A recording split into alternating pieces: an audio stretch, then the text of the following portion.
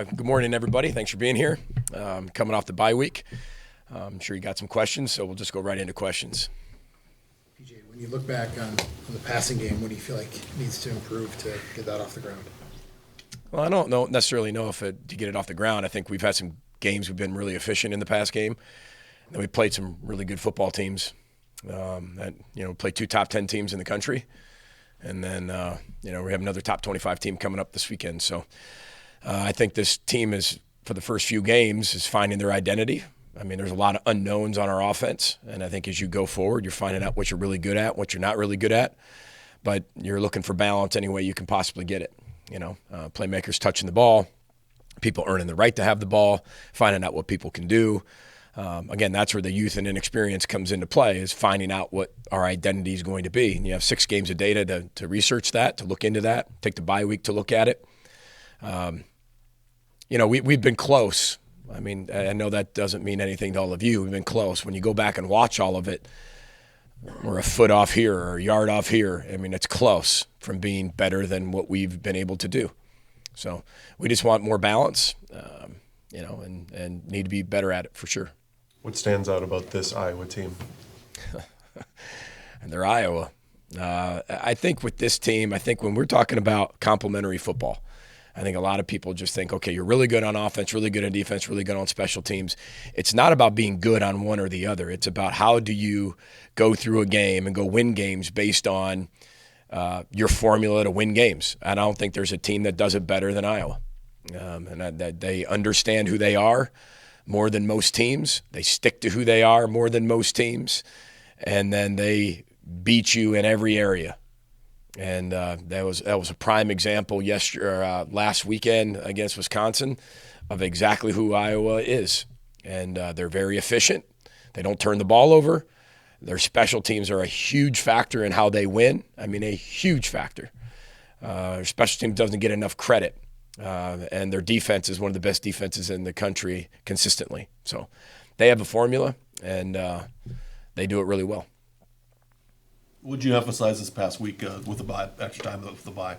Yeah, we went back to just we obviously looked at all the 6 games and found out what did we learn from each one of those games. Not only that, what do we specifically have to do fundamentally and technique to get better? What do we need to do schematically to be better?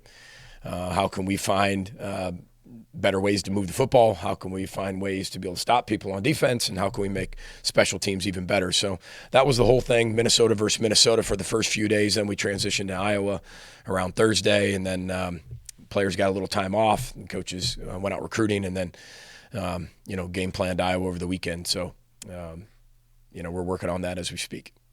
What do you think Ethan has learned from these first 6 games, just about leading and running the offense as best he can? Well, I think that he's maturing with every game that he plays in, and I think it's just like depositing money into a bank. He's putting more deposits in there by the game, mentally, physically, and emotionally. I think we all see he's got every physical skill, but it's going through different environments, going through different situations, having the ebbs and flow of a game, the response mechanisms, the leadership, influencing everybody on the football team based on your body language and everything that goes into play with that. Learning, he's learning as well. It's not like he knows all of it. So I think it's, he's every game he's getting a little bit better in his responses to what he does. I think, when you look at, we look at how we lost the game at Northwestern, and then, we come back and respond against Louisiana, and he plays a really good game. I think that shows that response mechanism. You go play a top 10 team. I mean, the 2 interceptions for pick sixes, they're not, when you look at it, it's not a bonehead decision. He throws it to the right guy both times, but we're a little bit off. Just a little bit. One, the Michigan guy makes a great play on basically on 4 read, baiting us into the throw, and then the throw is just a foot off. The other one, another foot or 2 off. But it's not like he's making horrible decisions. Maybe at the beginning of the year there were some that we got to be better at coaching him with, but he's getting there. I thought yesterday was one of his best practices that he's had, and he's constantly showing growth. Now, you got to continue to show growth at a rapid rate because there's so much to learn, but he's willing to do that, and that's what's so fun to coach him. He's willing to do it. and he's willing to know what he has to get better at. So we got to do a really good job coaching him. We got to do a really good job explaining all the whys and not assume somebody knows something. And I think our coaches do a pretty good job of that. So he's willing to do it. Coaches are willing to do it. And we see progress on a daily basis and mentally, physically, and emotionally from his game. PJ, with how close this rivalry has been the last few years, what would it mean for you to get your first win over Iowa? Well, obviously it means a lot. It means a lot to our fan base. It means a lot to our players. It means a lot to our state, as it does Iowa's team. You know, they've had a lot of success in years past. I think we haven't won there since 1999. We've won 2 games and 2 times in 40. Is that right? 2 times in 40 games or 40 years. That's not a lot. So, we've got our work cut out for us. We know how good they are. Game's been really close the last few years. That's what rivalry should be. I think both teams really respect the rivalry. The fan bases really do. Iowa's obviously had the upper hand over the years, but we're preparing to do everything we can to be 1-0. It's a 1-game championship season. It's a huge rivalry game. We've talked to our players what it means. They understand that. A lot of guys who've been here understand that. They know how close we've been, and we kind of do the history of the rivalry just like we do every other rivalry game. But we're going in to play a top 25 team. We know that. They know all the facts that everybody reports. But we just got to go in and play our best game, offense, defense, special teams. I mean, this team still has not played their best football yet, and that's my responsibility and my job to get them to. And hopefully they can do that on Saturday afternoon. Bring anybody in or have anybody of the experienced players on the team talk about this rivalry and what it means to them? And well, we explain what the rivalry is, and I think we have a lot of players on our team that understand that. I mean, you come to Minnesota to play in, I think, the most rivalry games in the Big Ten, right? I mean, that's what's so fun about playing here. I'm sure there's going to be more added as we get to the 18 teams, but we do what we call a captain's breakfast right before. It's really at our breakfast in the morning of the game. We always bring in a former player. And usually around the area to where they either live or where they can drive to, all over the country. We have alumni, east to west, north and south. So, but we always bring somebody in to talk about the importance of that game, a memory that they have about that game, whether it's a rivalry or not. But usually when we play in a rivalry game, we bring somebody in that, that has that connection to that rivalry, did something special in that rivalry game, and can really bring that to them.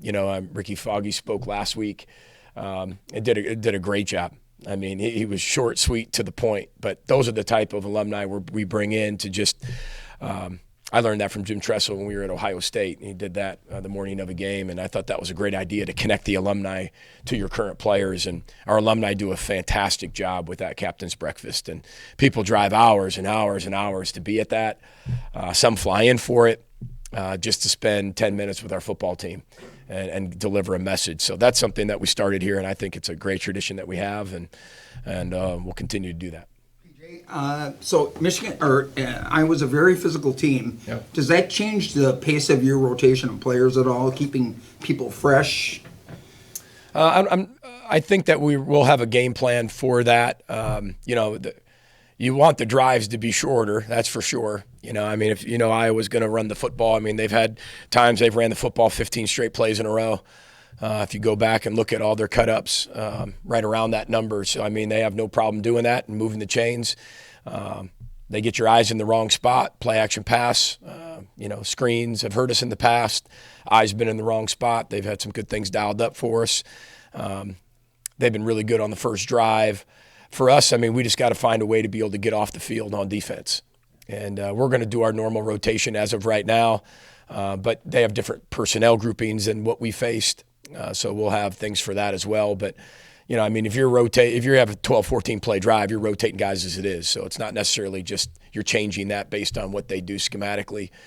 You just want to make sure you can get them off the field as fast as you possibly can, and then sustain drives on defense or on offense and for their defense, because that's where they get you. Then they flip field position so well.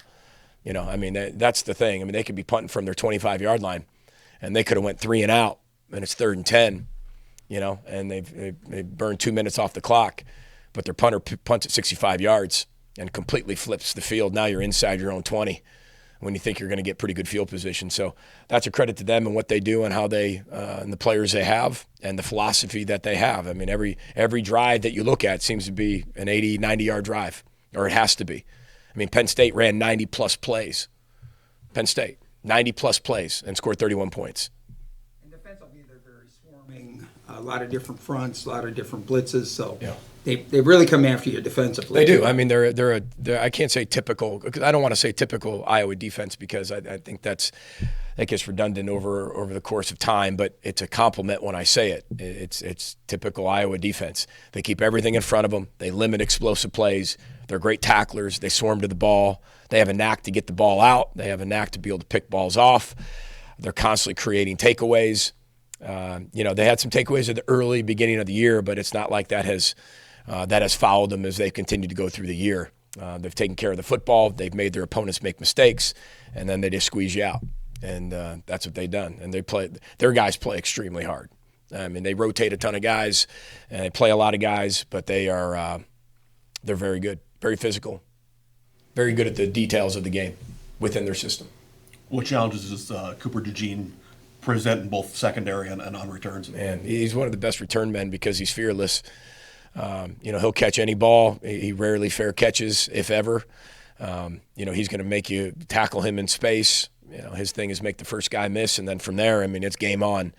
Thought Wisconsin did a good job of the way they had their punt formations and what they were doing to be able to swarm and get him on the ground. But there are plenty of times it probably called for a fair catch. It didn't fair catch it. He's a true football player. He's tough. He's smooth. He's smart. And that carries over to when he plays corner. He doesn't let many people get behind him. He takes the game very seriously. You can tell he's a student of the game. He's not only studying, obviously, the scheme stuff, but he studies his opponents. You can tell by the way he plays everybody just a little bit different. He's got great ball skills. He's smart. He's tough, physical, and he can flat out fly. So I think one of the best players in the conference, overall football players, because he can play any position. I mean, you can put him in any position, he'll play it. Offense, defense, special teams, that's what makes him really special. He's a true football player. I think the best compliment you can get from somebody is telling them you're a football player, and people know what I mean when I say that. He loves the game, you can tell, by how he plays, and it jumps out on the film. Personally, in the program as a whole, what's the best part of a bye week? Well, I think it's not to hit a reset button, because I don't think you ever reset because you're in an actual season. You reset when the season's over and you got a new football team. So I think for us, it's be able to reflect on where you were in 6 games, squeeze all the juice from the orange, draw a line in the sand, and say, okay, we got to be better at these things. I've already said we played an entire season within 6 games. We played 2 top 10 opponents. Again, we've been ahead. We've blown a team out. We had a team come back on us. And we've experienced an awful lot. We've played some of the best players and best teams in the country. So, I mean, those are things that we can learn on and learn from.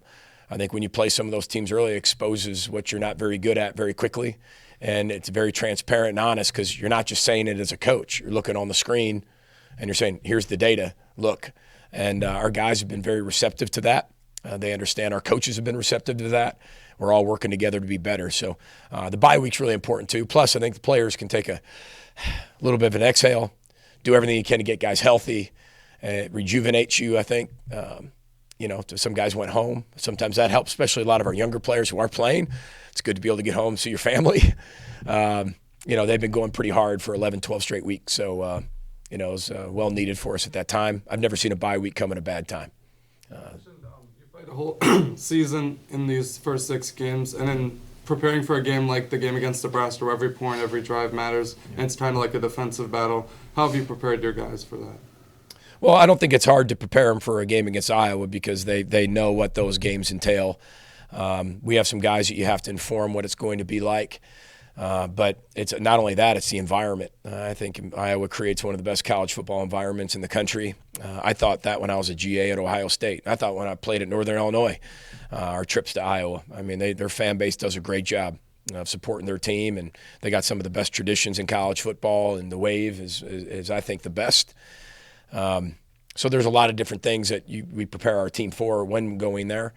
But you know what you're in for. I mean, is a true rivalry game that throw the records out the window, throw the rankings out the window, and both teams want to be 1-0 at the end. And they've got us the last few years for sure, and taking advantage of that.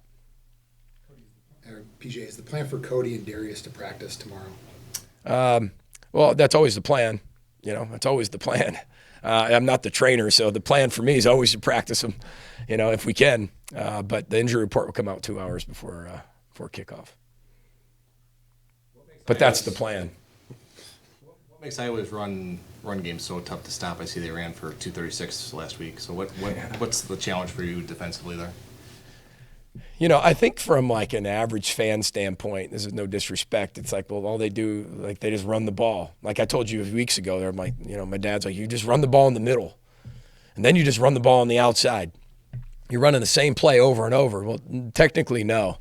Iowa does such a great job of doing what they do, whether it's gap schemes, whether it's zone schemes, and they just keep it going. They make you fit it perfectly every time because the backs are really patient. I think what makes really special running backs is the ability to be patient. There's times not to be, and then there's times to be. And I think they have a great sense of what each individual play represents, whether it's zone schemes, whether it's gap schemes, what does it call for, and everybody finishing their blocks. And then sooner or later, it comes spitting out. You look at that game, and they have a huge 70-yard run for a touchdown. Their backs can finish it when they're in the open. You fit the gap and your eyes get in the wrong spot one time. They gap you out. They play a lot of 12 personnel, a lot of 13 personnel. They'll add a lot of people where every gap matters. And then they do some movements and shifts and some reverses and motions. You start doing that, and one guy gets his eyes out of the gap, it's a touchdown because you're not going to sit there and play him in cover two. You got to get people down in the box to be in those gaps or you're going to be given 8-9 yards of carry. And that's when some guy doesn't have their eyes in the right spot and you take the cheese somewhere, it comes out for 70. And they just do it over and over and over and over and over. And eventually their defense is so good that even if they score one touchdown, that's going to be good enough to beat you, right? So they can do it over and over and over with that consistency because eventually you will make a mistake. And they control the ball. Now, if you're not controlling the ball, you can't do that. If your defense isn't good, you can't do that. Right? They can do that because that's the complementary piece of that. And I've got so much respect for what they do and how they do it. And they don't get enough credit for it because it is special because of how consistent they've been with that style for so long. Take one or two more for Coach, if all right. With that, how critical are cleaning up little details in this bye week? They've been critical. We started them usually maybe a little bit earlier than we normally did just because of how much inexperience we have over on that side of the ball. So we've got to make sure of those things. And, we're throwing a lot of things at them, even from past years. And I know they're going to have new wrinkles, to what they do to make it hard for us. But, we need to make sure our guys are in the right spot and they're disciplined to make sure their eyes are in the right spot. What have you seen from Deacon Hill in his first few games? Well, he can really throw it. I think that's one thing that, you sit there and say, okay, well, you get to the next guy, who's it going to be? And, he can throw the ball a long ways. He's got a big arm. He's strong. He's big. You're not going to bring him down with just one person either. If you're going to sack him, you've got to be able to bring a lot of people, and they've got to get a hold of him. They're getting the ball out of his hand really early, so nobody can necessarily get to him as much. And they're efficient in the pass game when they do throw it. They are completing it, catching it on the run, and being efficient with yardage. And they're getting the ball. I know they've had some tight end injuries, but they'll always have a plan to get the ball to some people, some way, somehow. You go back and look at how they've hurt us in the past. It's been through either screens, it's been through a shot, it's been through things like that when it's gotten boring. You got to break boring with these guys. You got to break boring. And that's been our whole message of the week for them, break boring. Because boring, do the same thing, get your eyes in the spot. Human nature tells us, that's when somebody runs by you when your eyes get to the wrong spot, doing the same thing over and over and over, and that's how they get you. Very good football team. Should be a great matchup. Be a lot of fun in Iowa City. All right. Roll the boat, Sky, Mago, Gophers. Thanks for your time, everybody.